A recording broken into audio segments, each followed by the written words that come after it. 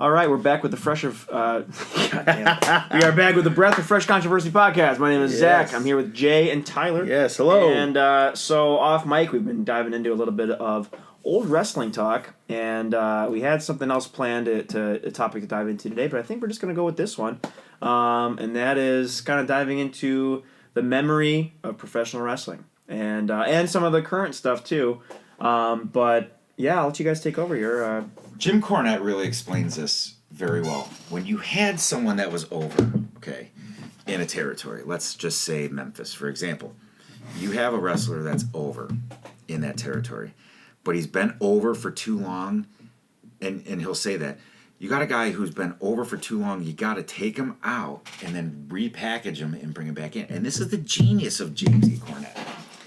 And you were able to do that in the territories because you can make him disappear, ship him off to another territory, do a deal, and then have him turn heel over there and reproduct him and bring it back as a different character. Right. You can't do that now. And I think that's where a lot of the stalemate happens in current pro wrestling is you can't get away from that. It's global. It's everywhere. Yeah, that's one of the problems, and this is where Vince, and he even tried to, I don't know, he pumped up ECW. I don't. Folks could be going back 10, 15, 20 years right now. I can't remember, but he pumped up Ohio Valley Wrestling for a while. I'm not sure what the status is on any of that. If it's all gone, and I know Jim Cornette was involved with Ohio Valley Wrestling for a while. OVW, Brock Lesnar is a product of OVW. Right, and several people, I think Randy Orton, The point is that Vince should have let 2 or 3 of the territories exist. He should have let them exist, or they even should have made a deal or something, and just let, again, a few states, maybe 10 states, don't even go into the secondary towns of those states. Vince just left them alone. Maybe go into just the big cities a few times a year. Leave it alone. Let these be the farm teams. It could have fed him, see? And now he's years later. But here's the other problem with the creativity, what's wrong with the World Wrestling Entertainment, is that they do all this scripting. I mean, the scripting stuff is so stupid. People don't understand, wasn't it always scripted? Not exactly, folks. There was bookers, and they had ideas, and they would match guys together, and they set up these feuds. And the bookers did a lot of writing, but they also gave a lot of leeway to these guys. And they said to these guys, okay, this is what we want to do. And then these guys, because they want to make the money, and especially when they're given an opportunity to do an angle or do something, they would come up with improv, a lot of these guys, basically. And this is where the creativity really flowed back in the 80s, for example. And you had just some incredible people who just came out of this time frame where many of them were trying to break into business in the 70s, and they were just jobbers, and they were setting up the ring. And then in the 80s, all of a sudden, they got their little moment. They got their moment, and they were just hungry as hell, and they just went for it. And all of a sudden, you had the class in the 1980s you mentioned Jake Roberts, we were off mic, and he, even though he grew up in a wrestling family, I mean, he had it. Go ahead. He was a great persona, that guy. Yeah. And he could cut a promo. Right. One of the best. Soul, man. Yeah, one of the best. Something. So, you're familiar with Dave Meltzer, I'm sure. Yeah, that's the guy that needs to be slapped. I agree. And I would say Cornette's pecker slapped him a few times publicly. Recently, he went out and said that he thinks he has autism. I thought that was... I mean, Cornette doesn't pull punches. But Cornette and Meltzer talked once about the Roman Reigns phenomenon, and that is the incredible injection that Vince McMahon did. It was a complete turnaround of the wrestling industry, where he somehow reinforced or conditioned the fans to accept the heel and reject the babyface. So no matter how many times you wanted to get Roman Reigns over, John Cena over, I mean, everybody knows. John Cena sucks. Everybody's chanting that boo. Roman Reigns got booed out of every place he went to. Yeah. No matter how, and he just kept trying to force feed Roman Reigns and John Cena, and no one was buying into it. But the funny thing, John Cena even went on record and said, "I got booed out of this stadium, but I sold the most merch." That's a tilt in the scales. that Vince McMahon did. He did that.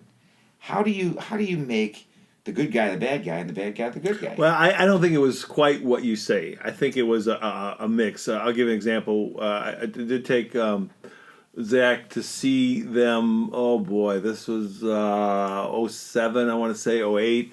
And you're right. What happened, but I would say was, to be real, it was like 40% of Chicago was booing them, and 60% was cheering them when Cena came out.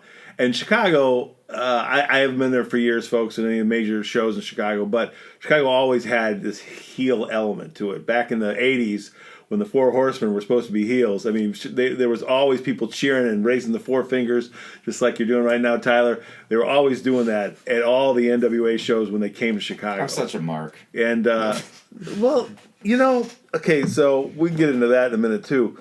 But, yeah, so I never got into John Cena, and I thought it was very funny because I actually heard about how that went, and we literally went there and literally saw it. I would say it was about 40% were booing him. It was just funny as hell, and I hate the guy too. He's like Mark Wahlberg on steroids, and he's trying to be like he's black. It's like, no, you're white. This is stupid. And what's this military thing? And I didn't get the whole thing. Did you ever serve in the military? What the hell was all that about? Just stupid shit. I never understood. Never got into it. But maybe it's the same move set. I mean, when the turn is coming, he's going to throw you in there, then he's going to jump over, and then he's going to slam you, and then he's going to stand up and 5-knuckle shuffle. Yeah. It's the same force-fed crap every time. The way that I learned this phenomenon was with Zack Ryder. Zack Ryder had a woo, woo, woo. He was like this funny face kind of character, and came out, everybody booed him. They turned him heel, and I'll never forget it. His intro music came on, and instead of woo, woo, woo, it was woo, woo, woo. And everyone just fucking roared. And it's like, holy shit. They don't like the baby faces. They want the heel. They want that heel guy to come out. And Zack Ryder sucks. But he was accepted all of a sudden after all this time that they were rejecting him. Woo, woo, woo. He came out with a beard and shit. And, that was it. They accepted him. I mean, some of this goes back a ways, too. I mean, for example, when I was a kid, gorgeous Jimmy Garvin, for a while, he had one of the coolest entrances. He came out to ZZ Top's Sharp Dressed Man in the 1980s, and everyone roared his intro. And this is when he was a heel, being booked as a heel. And they roared his intro because it was exciting. And then once he got in the ring, then the crowd went back to booing him as a heel. Yeah, it was the funniest thing. It was like, well, they love his intro, and I think because they love ZZ Top, and he was who doesn't? There you go. And it was a great time for wrestling. Southern rock, it was, we talked off Mike a little while ago, it was also a cool 80s thing. They mixed it in a lot, especially in the territories. They mixed it in a lot with music videos they made for wrestlers, really put wrestlers over. They used ZZ Top a lot back then. But yeah, they had it, and the Freebirds had it too. Back in the 80s, certain times they would be heels, sometimes they would be babies. But it didn't matter with the Freebirds. They always had people cheer them, even when they were heels as well. So it goes back a ways. It's not just a new phenomenon that started with I don't know who they want to say it started with. Stone Cold. I don't know. I know they had that problem with The Rock back in the late '90s too. They were put him over the. Oh, go ahead, Zach. Well, I guess I'll jump in with a little bit. I remember. I think one of the really cool things that pertains to what you guys are talking about right now is the whole. Sting versus was it the NWA? NWO. And that was WCW. That wasn't the WWE and everything. Right. So that was a great thing. But that was something that I remember as a kid going, "This is so cool." But like Hulk Hogan for forever was the babyface, back in the day, and now it was like and then Sting became this. He looked like a villain, right? He kind of looked like the Crow character. That's what they're trying to do. Yeah. He looked like this evil vigilante, but everybody loved him. Everybody wanted the lights to flicker, and then all of a sudden he just shows up, right? And that whole like weird villainous looking character turned good guy. I that's something I remember from the 90s, and that was just so cool. Maybe I'm not sure if this is Zachary what did you say, Zachary? Zack Ryder? Zack Ryder. Is he newer? Is he? Yeah, newer he's than like that? in the last 10 years. So maybe I think maybe some of the fascination with the what is Ryback it, too. Kane and the Undertaker characters as these sort of bad guys that people are still rooting for. Maybe there's something to what they did with Hulk Hogan as this longtime babyface. All of a sudden, we hate him. You guys remember that heel turn? And then That was a great one. That Do you was a think great Yes, one. that that's was one of the best heel turns ever? Probably. Well, Yeah. I mean, it's the most memorable thing was- for me in it was, wrestling, and I grew up with it because I don't know if you want to talk about that on mic at all, but Yeah. Go ahead. Jay used to be a small time professional wrestler. Oh, yeah? in this territory. So What was your gimmick? so Have a gay gimmick. A gay gimmick? Yeah, I could have been way better than Goldust. Yeah, he was a joke. He was a joke. He was like no. The guy came way before him in the '80s was Exotic Adrian Street, and he was funny as hell. He actually made songs too. There are these songs you can find them on YouTube. Imagine What I Could Do to You. And We need to write that down. he's just like Exotic Adrian Street. Oh God, he was so funny, and I was so. It's sad that McMahon never brought him in at all, even to be a manager. He was small. He's a British wrestler, but he had a run here in some territories. Exotic Adrian Street. He was awesome, and then they tried to do that with Adrian Adonis, trying to make him a gay character, and that just didn't work. He wasn't into it, and that whole thing was bad. But anyway, my character was Gorgeous Gary.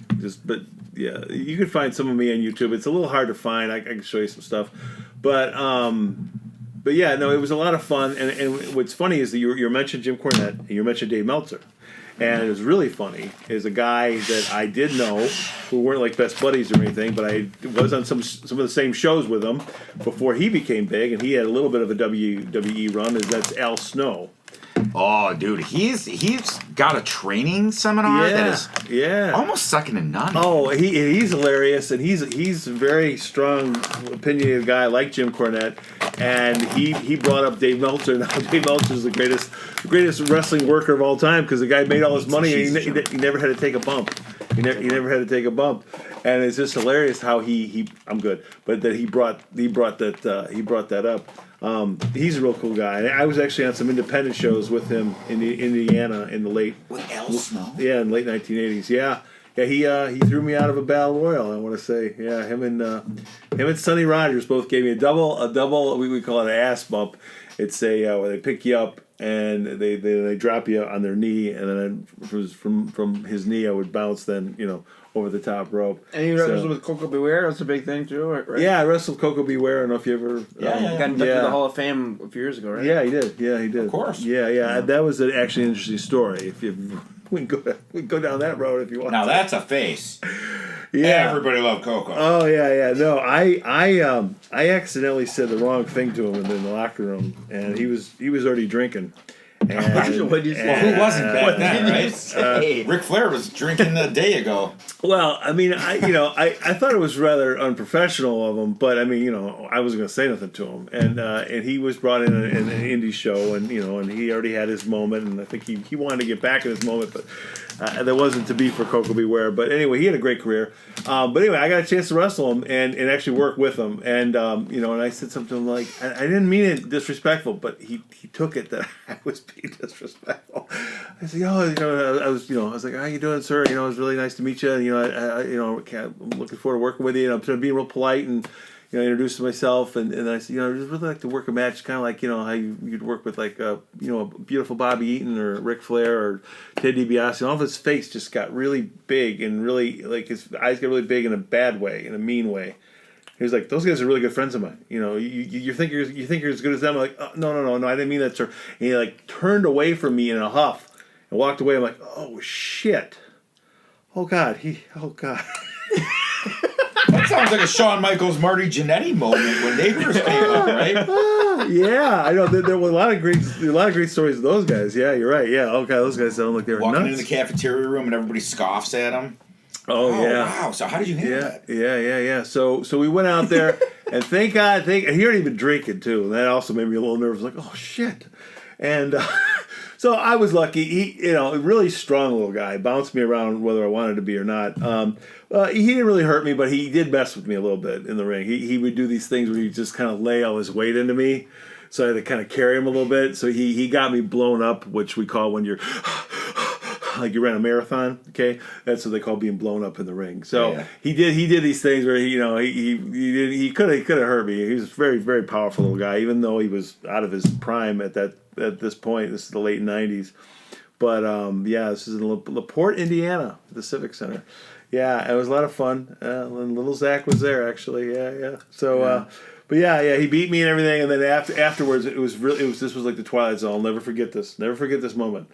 So we're backstage, and I'm just totally, and he's just ready to go. I mean, this guy Coco. He's not in his prime anymore.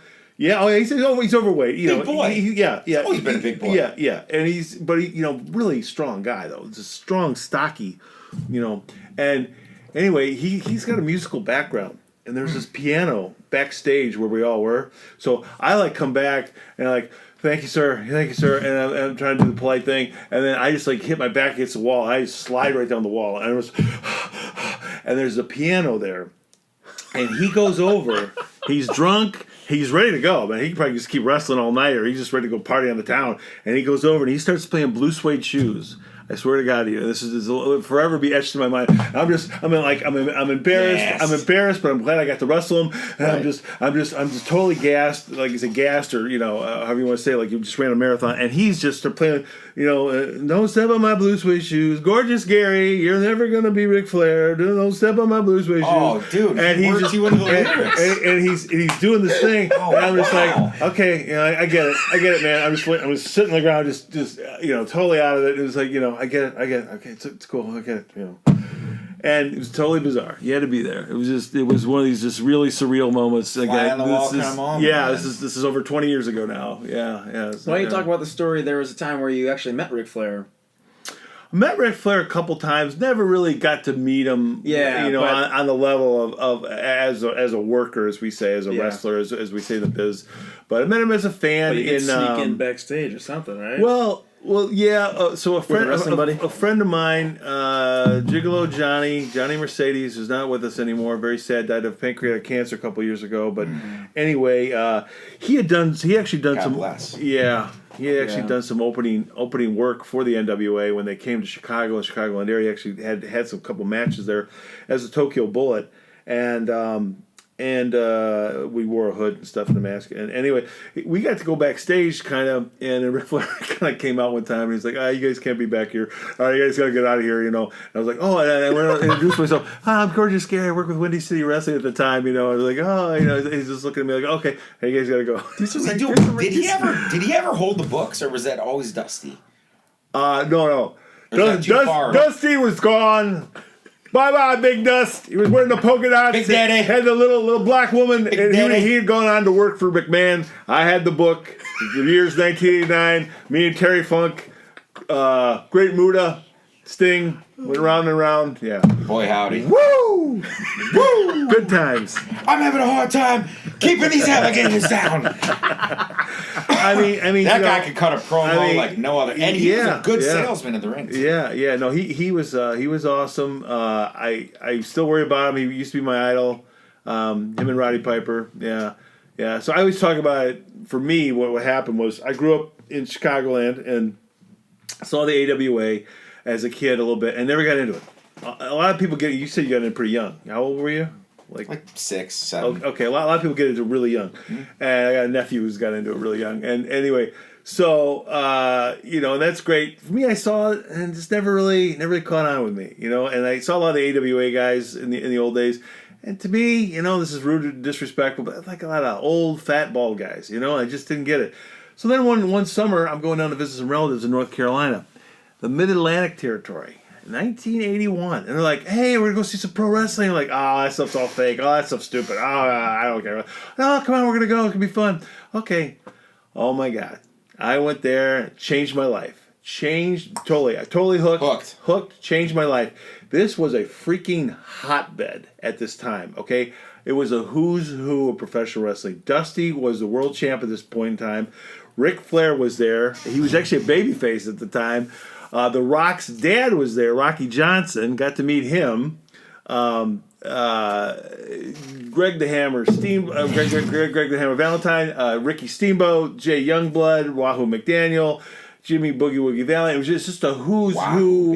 Nikolai Volkov was there. I mean, just Austin Idol was there, which is a guy who, oh my God, because Hogan stole so much from him. He called this thing Idolmania back then. This is before Hulkamania and before WrestleMania. And oh my God, here's the guy. Austin Idol was the one, dude. He had the biceps, bro. He was a big guy. Yeah, he was a big guy. Man, Oh yeah, he could showboat it. oh yeah. Guy. And Roddy Piper was there. Oh man, And I fell in love. I wore a Roddy Piper shirt last night. Did you? Oh yes, sir. See, I knew I liked you, Tyler. That's awesome, dude. I have a lot of pro wrestling. That's gear. awesome, man. I almost wore my Seth Rollins gear today because I like Seth Rollins to a point. But anyway. Well, so basically from that point on, Roddy Piper and Ric Flair have been idols of mine. And I saw those two guys. I saw Roddy Piper, and he's taking the United States belt. And he's going crazy, and he's just banging this thing against his head. And he's doing this interview, and I was like, oh, where has this been all my life? Oh my God! Piper's Pit was great too. That's later. I mean, this is before all that. You know, he's just getting rolling. You know, he's really coming into his own here. And oh my God, we were outside, and after the show, this was a TV taping, and we would go to.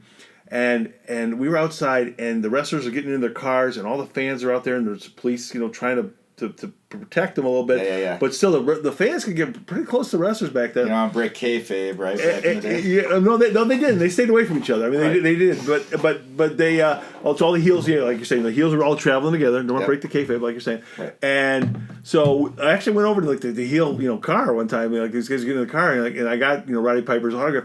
Fans would try to get the autograph from me than other fans, not to steal it. They had their lighters going. They wanted to burn it. I mean, that's how you know, serious people took this shit back then. For sure. And I'm like, hey man, you know, I'm so glad I got this guy's, you know, and yeah, I remember getting his autograph and Greg the Hammer's autograph, and Braun Style wouldn't sign it. He wouldn't sign it. He kept that heel thing going, you know, and it was just incredible, man. It was just, all I can say is it just, yeah, totally hooked me, and I was like, wow. And then when I came back to Illinois, I'd watch everything, AWA, everything, whether it was good or bad or whatever, I'd watch it all. I was just totally into it. And you know, people don't understand a lot, because you mentioned some of the stuff about pro wrestling, and I think that it's really hilarious. If I can broaden the scope a little bit here, you know, people used to put it down and go, "Oh, it's all fake," or "Oh, you're stupid." And then later, as I grow up and get into politics and religion and all this other stuff, like, do you know what people are talking about? It's all the same. It's all the same work. It's all the same thing. Life is pro wrestling. Pro wrestling is life. Huh? Well, to this day, people don't get that. If you people believe the NFL is for real, good luck. I know guys are having real concussions. I get it, and I'm not going to get too into it, but let's just say up here in Wisconsin, we had one of the greatest of all time. His name was Brett Favre. If you think all those interceptions were what they pretend they're, believe what you want. I'm just saying, he threw some games. And if you how many people are you signed a football game? How many people are you signed? You play football, Zach? What is it, 11 each side? 9? Something like that. 11. Yeah. 11. All right, 11. Do you think 22 guys, really? You believe that, folks? Every Sunday for so many months of the year, 22 guys go out there and they control millions of dollars? Really? Good luck with that. You want to believe your far-fetched fantasy? Fine. Any pro football game can be fixed. Now, are most of those guys beating each other up out there? Yes. But all it takes is just a few people, refs, maybe a defensive coordinator on one side, offensive coordinator on the other. And I mean, of the 22 people, all it takes is maybe a quarterback. I was gonna say, of the 22 people on That's the a good point. of the 22 people on the field, you can throw a game. Well, to edge your point, of the 22 people on the field, very few of them ever even touch the ball. And there's that. To your point, all you need. Well, you've got maybe miss 5 a block of them here, you know, right? You know, there's ways. And sure. And there's been documented corruption, you know, in all major professional sports at one time or another. Yeah. And you know, people want to believe things. They don't believe the basketball is so interesting too. How, you know, it's the best of 7. You know, and that's the most corrupt of them all. I mean, you know, and of course, the longer the series goes, the more money gets made by everybody. The TV gets more ratings. Everybody, you know, it's more. That's why there's more Game money. 7s you know, now. There right? you go. So the series used to be best of 3, and then it was best of 5. There you best go. Of 7. Now it's best of 5, best of 7, best of 7. There you go. It drags out. Yeah. There you go. So, and then it gets worse is that you have these people, and again to this day, I mean, they're just morons, and God love them, and we're trying with this little podcast here to enlighten people, and you know it probably isn't going to work, but we'll keep trying. Every president has CFR people, Council on Foreign Relations people in their cabinet. Some have trilateralists and more of them, and some have less, and some have some from this group and that group. There's all these elite groups owned and controlled by super rich people, and they have a bunch of their, whatever you want to call them. I like to call them stooges, but you can call them whores. Yeah. You could call them whoas. There you go. They're people that work for the big money people, and they are in almost every, in every presidential cabinet. Doesn't matter if it's Democrat, doesn't matter if it's Republican. Rat holes. If we're speaking in the language of wrestling. There you go. I mean, and that's what's going on, and that is more important.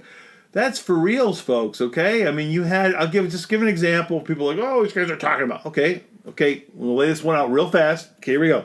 It's 1990s. Okay, Bill Clinton gets in. He defeats Daddy Bush, a Republican. Bill Clinton gets in. He's a Democrat. Oh, I'm a new Democrat. We have a new covenant. We're going to make a new covenant. That was a good impression. Thank you. He gets in, and what does he do? He passes, with the help of Republicans in Congress, all the major trade legislation that Daddy Bush and his team were working on. Money talks, folks, and you know what walks. That's the bottom line. These are old sayings. They go back a long, long way. There was a major piece of legislation, sorry to interrupt you, that Bill Clinton passed, like you were saying. The Brady Bill. That was Bill Clinton, wasn't it? I could be. I can't remember off the top of my head. I mean, that was a big piece. And it's affecting us today. But anyway. That's more of a gun control thing. Yeah. Yeah, okay. But for me, I'm trying to talk about, I want to show people that when it came to big money issues, North American Free Trade Agreement, the World General Agreement on Trade, this is called GATT, General Agreement on Trade and Tariffs in 94. Everybody was so concerned about the white Bronco and O.J. Simpson, did he kill his wife? And smoke and mirrors. All that stuff to distract people. So the World GATT Agreement got passed. They lifted the embargo off Vietnam during the Clinton administration. They kept giving most favored trade status to China over and over again. All this big money stuff that helped Wall Street, okay? This happened with a Democrat president and a Republican Congress. There you go. I am getting it right now. Okay. Wow.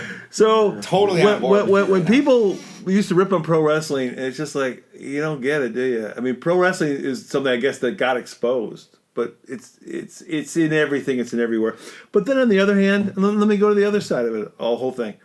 Pro wrestling, when it's done well, is an art. Mm-hmm. And if you enjoy it, you know what it is? It's entertainment. And people go, because you get people like, your football game, that's just entertainment. Well, I mean, if you're gambling, you're making money, okay, that also is a way to create drama for yourself and also to increase your entertainment. Maybe if you're making money or losing money, that's okay, and then you got some skin in the game. Otherwise, everything you put on TV is entertainment. Even this right now, for some people, I hope it's enlightening entertainment. I hope it's entertainment. I'm entertained. Oh, good. Damn it. All right, he's entertained. I'm on board, guys. But let's be real. Everything on the computer, on the TV, on the radio, it's just all about entertainment at some point. And if pro wrestling entertained you back in the day, and if they captivated you, then they were doing their job. And I think Vince McMahon ultimately ruined an art form for me. Coming back full circle, coming out of all that other stuff we were talking about. Yeah. But he ruined it for me. And I hope we're going into a new phase here. You brought up Cody Rhodes. I hope All Elite Wrestling or somebody else comes along. I hope, Vince, you did it. You beat everybody. Freaking retire, guy. Go enjoy your life. You know, again, everybody's going to die. Steve Perry, Journey, you are going to die, okay? You should have got back with everybody in Journey, okay? Okay? Wow, yeah, there you go. There's a reference. You know, Dennis DeYoung, you get back together with the guys with the sticks. You're going to die. Everyone's going to die, okay? Get back, make the fans happy. Vince McMahon, leave the biz, give it to the daughter and Shane and the Hunter or whatever, whoever. Just leave now. Go off with Linda. Oh my God! Retire. He needs to go. Enjoy your life, pal. You put everybody else out of business. You did that a long time ago. What is there else to prove? You know. So he had this idea, right? So when he first and if you think about it in this terms, I get it. He wanted a monopoly, and then from the monopoly, he was going to divide and conquer and make money. And for a while, it did that. But now you're just pitting your own brand against your own brand. So you had SmackDown. There was a split in SmackDown and Raw. Now they have NXT. Okay, NXT I think is a superior product. But so you have NXT pay-per-views, you have SmackDown pay-per-views, you have Raw pay-per-views, and then you have a mixed conglomeration of both. So, you're pitting your fans against each other, in essence. It's one of those things like socialism. On paper, it, looks good, but when you try to carry it out, not so much. And that's what happened with Vince McMahon. And thank God someone went out and challenged it. Cody Rhodes did it. He sold out that first pay-per-view, I think, in 30 minutes. Wow.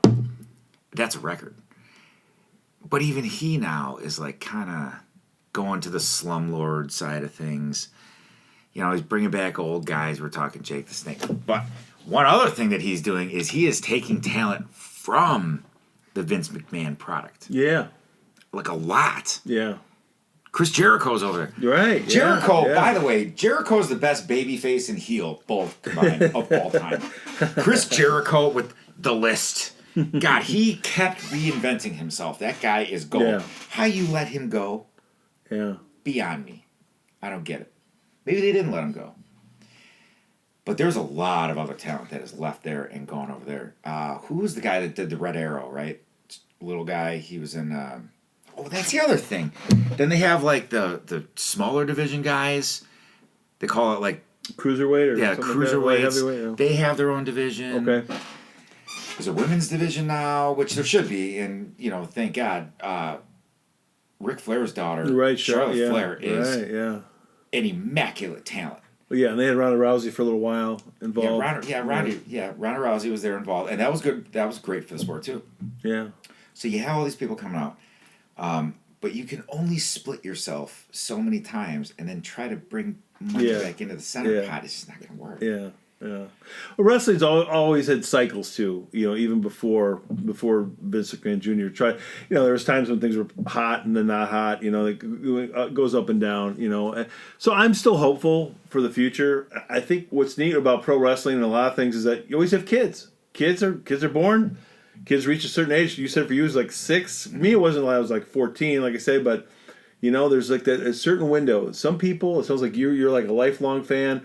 I've been a longtime fan, kind of faded away in more recent years, but I'm still lost in the '80s kind of fan. Though I still look back and actually watch some of the stuff and on YouTube and whatnot. And so I still have that love for it and the passion for it. And like I say, you always have this new audience that's coming along, and oh, what's this? And these kids can get sucked into it for a while.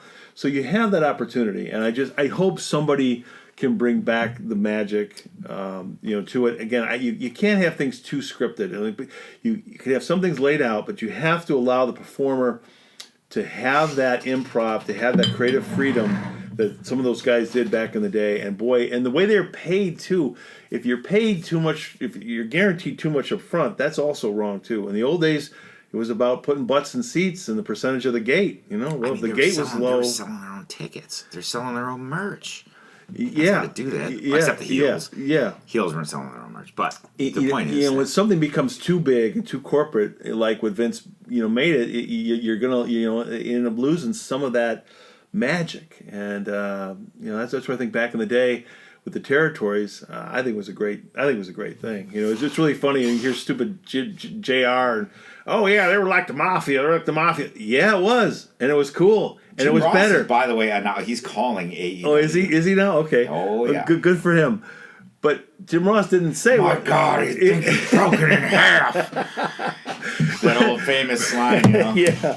Or slobber knocker. What he's somebody stop the damn match. But JR, you know, much love for JR. Great call. Goes back to the 80s again. That guy, yeah. But you know, he never explained that. Yeah, it was like a mafia. But then what did you replace it with? You replaced it with a fascist dictator. That's what you. So no, I'd rather have the mafia was all divided up. So anyway, you give a fascist dictator. He wants to blackball you. You're blackballed too. You can go to Ring of Honor. Now you can go to All Elite, or you can go to Japan or Mexico. But where else are you going to go? Japan's still hot, I guess. But even they're losing guys that are going to AEW. Oh really? Wow. Oh yeah. Wow. So I think wrestling got too gimmicky. There's less holds. Before, we're talking selling, right? Shining the babyface. All these different terms. It's an art. You could hold an arm bar. It was an art. And then you reverse it. It was an art, right? Yeah. And so it was a guy in red trunks and a guy in blue trunks. And the guy in red or blue was going to win. Now it's like this guy with 6-foot horns coming out of his head is going to beat the guy on stilts doing acrobatics. It's crazy. Yeah. Too gimmicky. Yeah. Get back to wrestling. You're right. Yeah. You know? And by the way, what is with all the false finishes? A power bomb is a regular move now. I've seen guys get power bombed, DDT'd, and then slung over the ropes and still kick out. That's where it gets stupid. See, that's where you're breaking from the art form. You can't be doing these finishing moves and then people popping right back up, like you say. It doesn't make any sense. You know, it doesn't make it's crazy. So a spinning heel kick, that's like regular routine now. You put a spinning heel kick on a guy in the 80s, right? He's leaving the territory. Yeah. They're going to refurbish him and bring him back. They're going to take him out on an ambulance, by the way. And then they're going to bring him back as a different package deal, as corny would say. And I want to bring something up to everybody out there, having been involved in it. Again, I never made it to the big time. But I just want to, there was different styles of wrestlers back in the day, and there's different styles even today. Okay, I just want to say right now, this is some incredible athletics. These are professional athletes, whether people want to acknowledge it or not. And people don't want to call this a sport. That's fine, but you have to understand, to get to that level, you're doing everything that a professional athlete who competes in any sport does. You have to train very, very hard. You have to be in an extraordinary physical condition. I'm talking cardiovascular. I'm talking about, and as well as the muscles with the strength. I mean, you were just saying how gassed you were at the Cocoa Bee Run. I mean, here's a guy he wasn't even in his prime anymore, and he was just ready to go. I looked at him like, oh my god! And when he threw me around, let me tell you, it's impressive. There was some force behind it. I was going with it, although but at the same time, either whether I was going whether I wanted to or not. He was a very powerful little guy, but yeah, little. He wasn't very tall, huh? No, maybe 5'8". That's pushing it. That's probably with shoes on. Yeah. So, but he's a powerhouse though, man. Oh yeah. But brick house. Yeah, exactly. That's I was looking for that term in my head a while back. But there's just some incredible athletes in professional wrestling, and not that I saw it all or anything, but a lot of it's folklore. But there were some, and probably still are, some legitimate badass people that you really wouldn't want to mess with. There were some guys who were just really bad dudes, and not necessarily the guys who held the belts, although Harley Race back in the day, who looked like nothing. That was a bad man. Big beer belly, and his arms weren't real big or anything, but allegedly Harley Race could kick some ass, and he did in some bars and whatnot, and also Haku, who always did look pretty bad. Oh my god, he Haku bar stories with Ric Flair. So... there's definitely a lot of real badass guys in real life. So that idea that people ever felt like, oh, I was fooled or I was tricked, I'm just trying to tell you that, you're being fooled and tricked by everything every day in your life. It's sad to say. But again, a lot of guys went out there and they did bust their ass. Some guys, and again, these are the guys I hate. Like I hate Bill Goldberg. Okay, so if you listen to Goldberg, you suck. You've always sucked. Why anybody ever bought into you, I don't know. It was kind of cool what they were doing with you in the late 90s. They were pushing you, but then you weren't learning how to work. You weren't learning how to do what you're supposed to do. I want to hold you there real quick. Yeah, sure. Because there are some incredible... Hello? There are some incredible examples. Yeah, go ahead. Go ahead. There are some incredible examples of that guy Yeah. using very technical moves. Now, his matches might have been squash matches, but he could go from a suplex hold into a weird submission, like that. He's impressive at times. I hear what you're saying. I just want you to acknowledge it. He has the ability to pull off he's pulled off some maneuvers I've never seen before in my life. And his match might have lasted 25 seconds. Granted, I give you that. Yeah. But he has done some pretty incredible things also. Yeah, I never really liked him. The worst or a better example of the worstness that I'm talking about are the people that the Ultimate Warrior was one of those people. It's just like he's so roided up, did not learn how to work. I mean, the Road Warriors before him and also in his time, those guys came in very roided up, didn't know what they were doing, real roughhouse, but then they got better and better and better. And all of a sudden they were actually doing some crazy stuff, those guys, for big roided up guys that they were. But some guys, they were able to just do this limited amount of stuff, and they were just kind of lazy. Like, in other words, doing as little as you had to. Even Hulk Hogan, back in the day, I couldn't believe how over he got with people. He had this big entrance, he had this short match, which you knew how pretty much that match was going to go, God, and then he'd do this. Terrible, then he'd do this pose down for another 5 or 10 minutes. Tell me a leg drop is winning. Yeah, I mean the whole thing, And he knew how to wrestle. I like him better as Thunderlips, the Ultimate Male. There you go. In Rocky 3. Yeah. Jinx. There you go, buddy. That was a great role. Thunderlips, the Ultimate Male. Well, that's what really put him over. See, because but that movie being in the theaters in '82, and then in 1983, it was on cable every day, all day long, all summer long. When did he body slam Andre? Was that 83 WrestleMania? WrestleMania 2, 3? Well, he wrestled Andre in at 3. Okay. In the Silver Dome just outside of Detroit, Pontiac, Michigan. Yeah, and that was that was pretty cool. But they actually wrestled. They had wrestled earlier in some of the territory days as well, with Hulk actually being the heel in that they wrestled each other before. And a lot of people had slammed Andre too. That was another dumb WWF thing. Oh, nobody ever slammed Andre. Like, no, there's all kinds of pictures in the territories. Even Harley Race actually slammed Andre. You could find Andre had a good maneuver where he pushed off your thigh. You can see it in the videos. He would kind of push off just a little bit. Andre was a better wrestler than people give him credit for. I felt, for a big man. Yeah. Oh, if he liked guys, I mean, he would put these little guys over. Oh yeah, he likes some people. I think little Ronnie Garvin. I don't know if it was in Canada or wherever. You could probably find this stuff on YouTube, going back to like early '80s, late '70s, and Ken Patera also. I mean, and like I said, Harley Race, he body slammed Andre too. I mean, he liked you. I guess he was cool with you. If he didn't like you, you were getting gassed out. You just hope you'd hope you get through the night, I guess, is what the story was. I never met the guy, but yeah, he was a legend. But it's fun talking to you here, and yeah, Jim Cornette is one of the great minds of pro wrestling. Mr. Cornette, if you're listening, love you, dude. You were my favorite managers of all time. You're up there with Bobby Heenan, but when you start talking politics or religion, man, sorry, I just disagree with you strongly. I don't think you really know what you're talking about. But I love being on a podcast with you sometime. That would be great. Courtney, you're out there listening by some freak chance. You are on my social media feed all day, every day, man. I love listening to you. I am such a Midnight Express fan. They were just one of the greatest tag teams. Coming out to Giorgio Moroder's Midnight Express song, this disco kind of song about drug trafficking in Turkey or whatever. It was just crazy. It actually was a movie called Midnight Express. And beautiful Bobby Eaton. He didn't talk much. Cornette did all the talking for the tag team, but beautiful Bobby Eaton. What an artist in the ring! Oh my God, the guy was just incredible. Especially for the '80s, he was just one of the best in the ring performers. Flair would even give Bobby Eaton credit in interviews sometimes. It was so cool how Flair would do that sometimes. Yeah, but anyway, Ric Flair, Roddy Piper, Jake the Snake, Michael Hayes, Freebird Michael Hayes, Dusty Rhodes. The '80s to me was just Michael Hayes. Oh, there's one.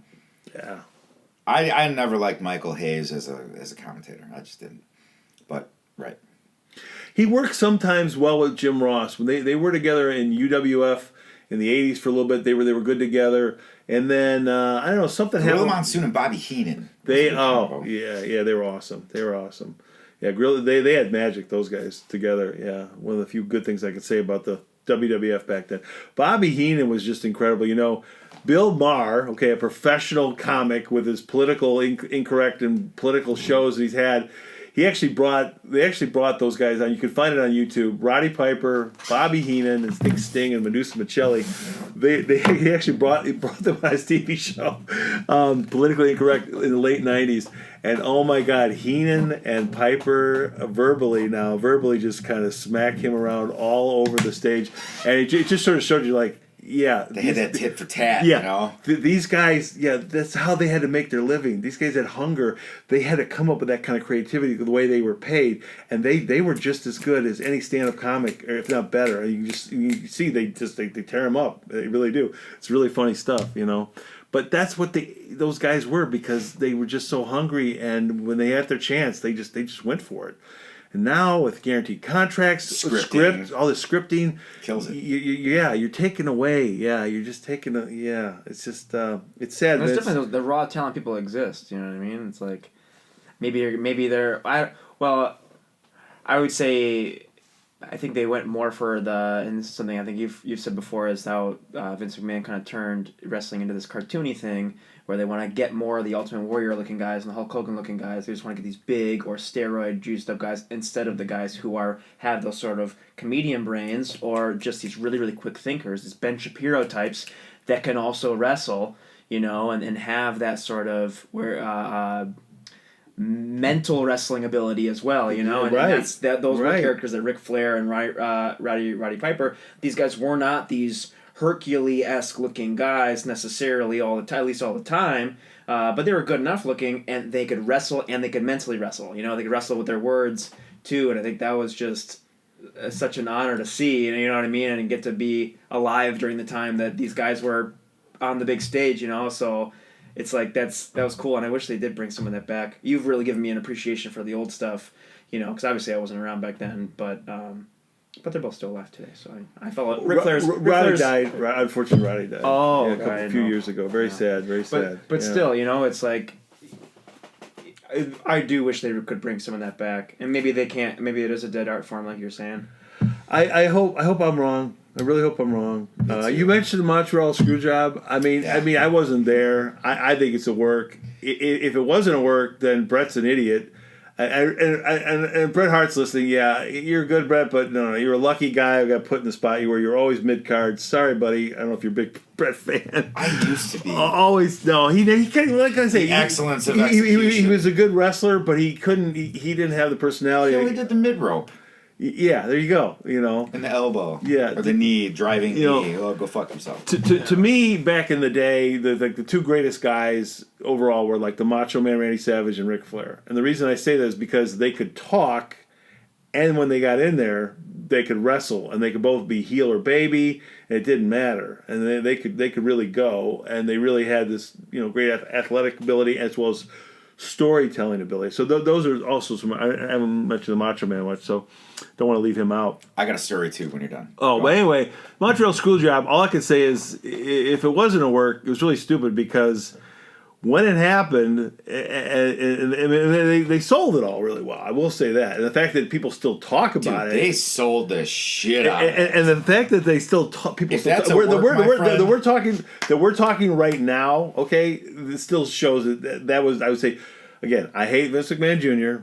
and I doubt it was his idea. Let's put it that way, but it was. He took a good loogie to the face, but it was his company. It was his company. So I'll give him that.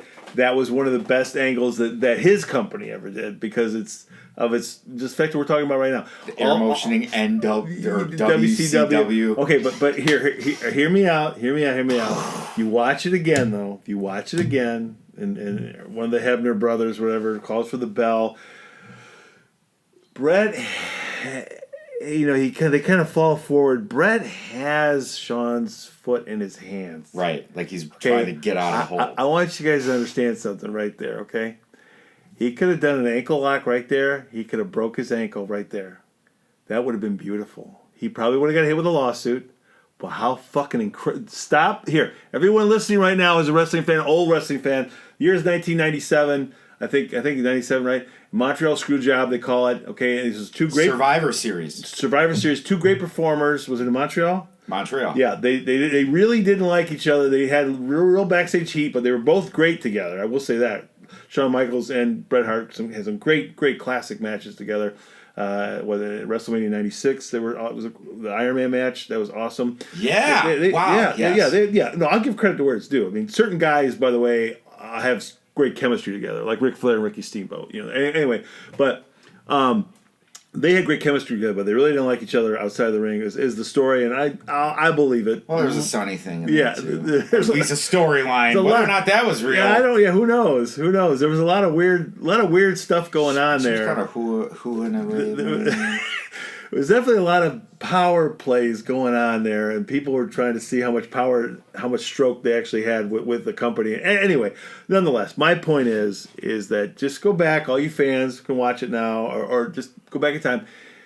Having been someone who's been in the business, not on that level. Okay, I'm not saying I never was on the level, never will be, but he has his ankle.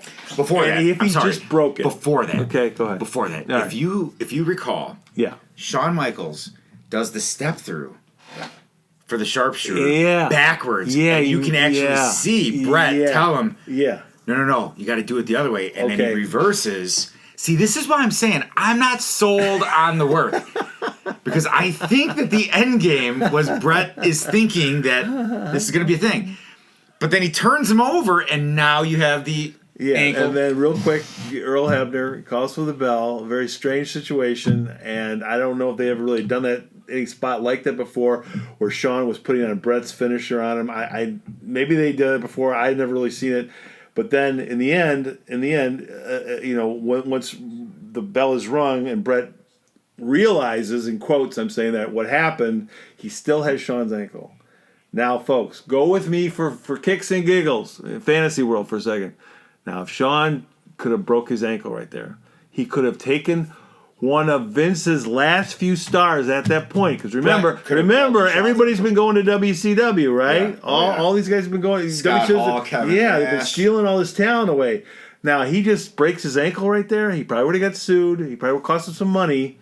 But it would have, oh my God, the press that would have got, it would have made Bret Hart a bigger star going into WCW. Oh my God, he broke Shawn Michaels' ankle. Shawn Michaels would be out for a while. They probably would have put him like as a commentator or something, but he would have been out of action. You would have taken out one of the main event talents. Who the hell was a main event talent at that point? Vince had very few people. Shawn was the only one that carried them through that drama. Exactly. Think about what I'm saying. All you had was Undertaker and Stone Cold and Shawn once Bret left. And then that's why Vince had to make himself. One of the stars. So just think about that. Shawn Michaels versus God. Had Bret blaspheming. What an asshole. Had Bret taken out Shawn, just snapped his ankle right there, taking him out for months. Oh my God. Do you think Bret? That would have been awesome. Do you think that's in Bret you Hart's fucked it up, character? Bret. Do you think that's in Bret's character? Well, his dad used to be really a fucking sadomasochist down this dungeon basement. Dungeon, baby. So that's what the legend is. So I mean, I hear Bret didn't get any pussy because he was too much of a nice guy. Okay, so now if you're considering that, okay, I don't know anything. he got the guy's ankle. That. I mean, I don't know. He was an all-American character. Is he going to tarnish his look going into WCW? I think actually when he went over to WCW, he was a heel anyway. No, go back. They brought him. Well, no, I think the problem is you're right. I forget how they handled that. I remember. I forget how they handled that. For some of the viewers, because maybe some of these people are into wrestling, but they're not really familiar with the Montreal Screwjob. And I actually just sat here and watched the video on what that all was and everything. Okay. And I think I remember the match and everything vaguely, and seeing some of the great matches between them two. So I don't want to get it mixed up. But what was the controversy around the Montreal Screwjob? What was it? So Bret Hart his contract was up. Shawn Michaels and Bret Hart were both vying for the top, jockeying for the top position. Yeah.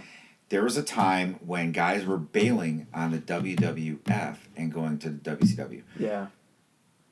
Bret's contract was up, and he had not renegotiated going into the Montreal Screwjob. So the story goes... And he's the champion. So the story goes, right, and man, is there a lot of podcasts about this. Like deep omnibus podcasts about this. The story goes, either the company is going to allow, because the the upcoming pay-per-view was Survivor Series, and it was going to be in Montreal. They proposed multiple times for Bret Hart to drop the belt prior to Survivor Series, which he said no. Bret said, I'll drop the belt after Survivor Series, but that would have been after the contract ended. Yeah. So their quandary was, do we go into Survivor Series and allow Bret and give him that leeway and trust him that he is going to win in Survivor Series, contract ends, and then he is going to be a man of his word and drop the belt the following Monday on Raw in the States, because the match was in Montreal, and he didn't want to drop the belt in Canada in front of his hometown. Right. That was another big thing. That's Marky Mark talk. That's bullshit talk right there. That's just Mark talk. Because like you said, wrestling at that point had gone global, and we're doing pay-per-views, so you can be doing them from Puerto Rico, you can be doing them from Tokyo, Japan. It doesn't matter. You're on a fucking pay-per-view, so it doesn't fucking matter. That's that's silly Mark talk. Has there been? Has there been another instance in wrestling history where a belt has left one organization and gone to another, and been promoted and marketed? Yeah. Who was it? Well, Ric Flair. Ric Flair. Ric Flair did that. That's a Ric Flair move. He has left a company and gone to another company with their belt and promoted it. That was marketed. They had an executive there who didn't know what the hell he was doing. He was brought in by the Turner people, and he was some Pizza Hut executive. And these executives in this corporate mentality, whenever they've done this, they think it's like, no, you don't understand. You have to have wrestling people who grew up in wrestling, who are bookers in wrestling, who understand the wrestling business, not these outsiders. But they've done this before, and so he got into it where he asked for his $25,000 deposit. Because that's one of the ways that they handle things in the old days. That's right. He asked for this back, and this guy named Jim Hurd, I guess, didn't. Jim fucking Hurd. I actually met the guy. Did you? I met him. He was sitting up in the stands of the UAC Pavilion that same night I met Ric Flair for the second time in 1989. Okay. Yeah, he was sitting up there. I thought he was Jim Barnett, who actually was a legend in wrestling. But no, it was Jim Hurd, and it was funny. I introduced myself to him too, and then, oh my God, if I gotta go back in time, things I would have said to you, Mr. Hurd. Oh my God. But anyway, Mr. Hurd didn't know what he was doing, and so Ric Flair actually did a great move there. I don't think Shawn would have done that to Vince, and Shawn knew the business. He grew up in the business. He knew when you leave somewhere, you're going to drop the belt. And this whole idea, he'll be like Medusa Michelli, and he'll bring the WWF belt, and he'll drop it in a garbage can. No. Okay, but Jay, Brett's not going to do it. Hold on. Let me give you another reason why Brett's not going to do that. Because his brother was still fucking working. His brother-in-law was still fucking working. Two brother-in-laws, Neidhart and Davey Boy, and Owen, his real brother. 2/3 of the Hart Foundation. Yeah, we're all still there. Yeah. So he would not have done that to them. And that argument, my friend, is the same one that I have for him not snapping Shawn Michaels' ankle. It's that same characterization that you're giving me right now is the same reason why I say I don't think he would have snapped Shawn Michaels' leg anyway, even if it was a work, right, or a shoot, whatever. So the argument is like, why didn't one of them snap each other's ankle to ruin the WCW as a part of the WCW and WWE feud? Is that what's kind of? Did one of them break an ankle in that match? I just no. So the outcome was very obvious that the champion was being screwed over. Okay. It was very obvious that the champion was being screwed over. The question was whether or not the champion was a part of screwing himself over. Okay. Or not. That's really what it comes down to. They were trying to, I believe it was a work. So I believe they were putting on something that has been done, and Jim Cornette will talk about the histrionics of wrestling. He does great job with that, Mr. Cornette, if you're listening. And he'll talk about different things that have happened over the years. Some of it's myth and some of it's legend, and some of it may be true.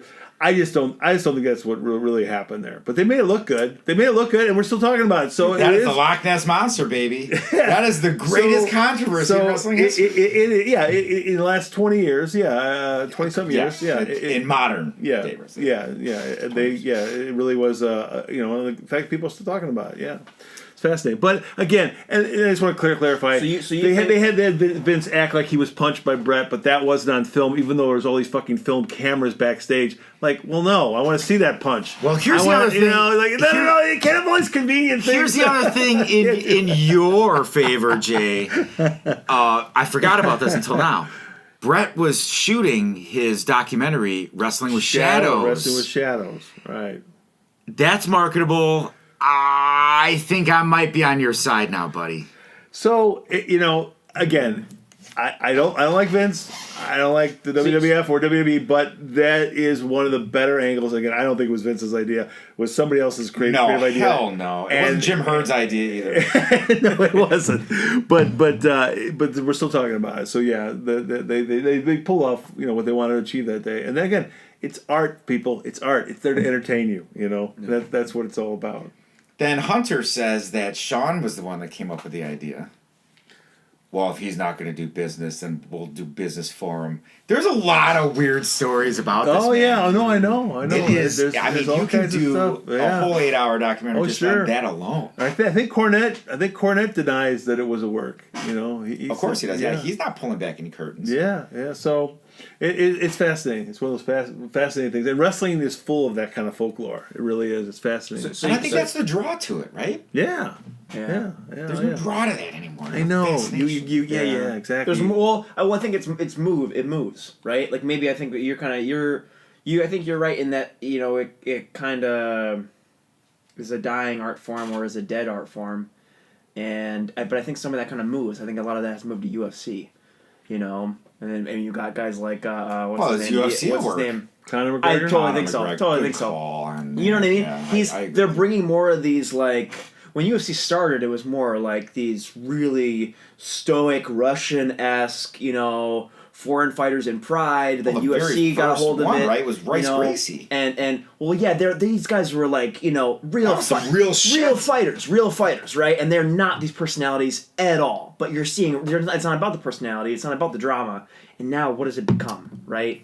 Now look at it. Now it's slowly becoming a drama. They're marketing the whiskeys, the guys drinks, the guys who can talk, the guys who are shit talking. They do all this pre-fight stuff where they're all sitting in the same room with some of them are like behind each other, in this like weird whatever, it's like some people are looking down on they're looking down on you and they all got a mic. It's so weird and goofy to me when I saw that stuff. I'm like, what are they doing? They didn't used to do that kind of stuff. Yeah. And it is sort of this like, you're going to duke it out on the mics, and most of them are terrible at talking, but it's probably more entertaining than the modern WWE script stuff, you know what I mean? Yeah, These guys are literally supposed to get in the ring, and they're drawing blood and everything, and they're really going at it, but as somebody who watches a lot of that the last 10 years, I'm going, and then also has watched growing up, had watched a lot of WWE, I'm like, I don't know, man. I think,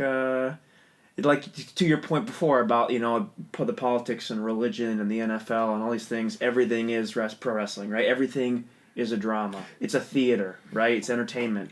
And that's a really good take. And it's telling a story, right? It's telling a story. And I think I think some of that drama from the WWE is now moving to the UFC. But there's been a really cool conversations I've heard comparing the two, and I think I don't know if I heard this from you or I've heard this from other people. The thing that pro wrestling had going for it that the UFC is going to struggle with, and they're essentially going to have to really become like old WWE in order to deal with it, or they're going to have to cement themselves into what they used to be, is you can't have people really fighting each other for more than like a 4 or 5 year span. Like, these guys can't last 10, 20, 30 years. You're not going to have Ric Flair at 60 running into the cage going, I'm going to take on Conor McGregor. You're not going to have that. Whereas, look at... Dropping in from a helicopter. Exactly. Like, The Undertaker he still wrestles, right? That guy's been going for like 30 years. 30 it's a hard time getting up from that bendy. Ric Flair wrestling for, 40 years, something like that, at least. Yeah. I mean, these guys were these icons, but they can last a lot longer. Whereas the fighters who last a long time, they're super, super rare, and you've got maybe a 15-year cap. By the way, Taker's broken kayfabe publicly now. He's done interviews.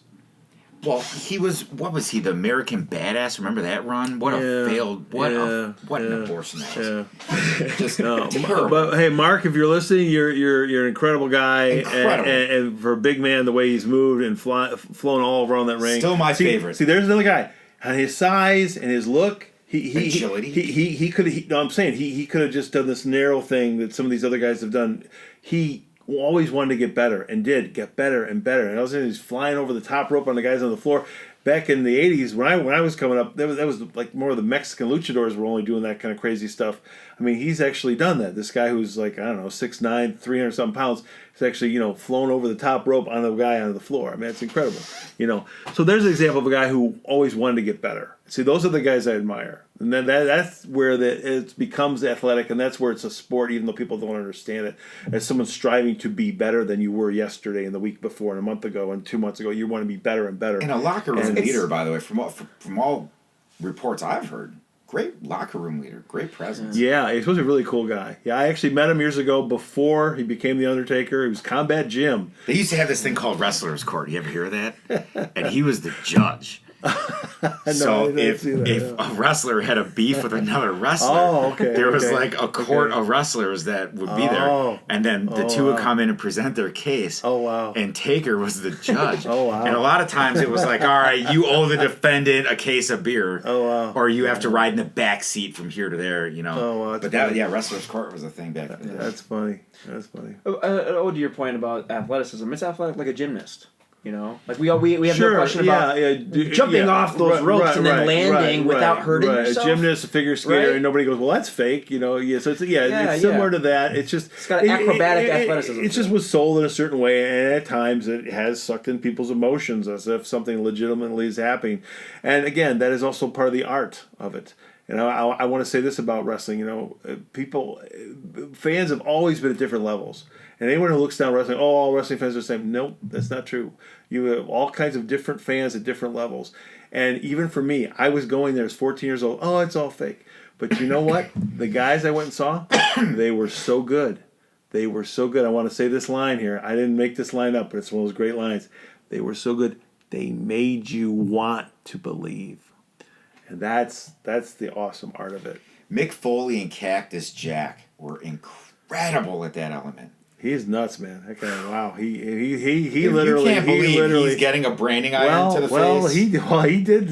He was getting a branding iron to the face. He did pay the price. I mean, he literally did get hurt a lot. Oh man! Yeah. And then he took that bump from the cage. Right on top of the cage. Right. Yeah. We probably should wrap this up, Zach. Maybe we'll do another pro wrestling sometime with Tyler. Yeah. And someday we'll talk about things much deeper, like the Ark of the Covenant.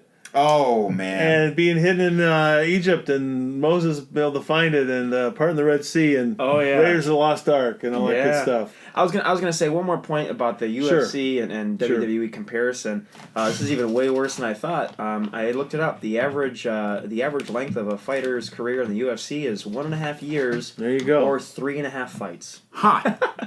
So Yeah. All right, but yeah, we'll definitely have more talks like this, and like you said, other more controversial topics on the Breath of Fresh Controversy podcast. Thanks for listening, and catch you next time. Take care. Take care.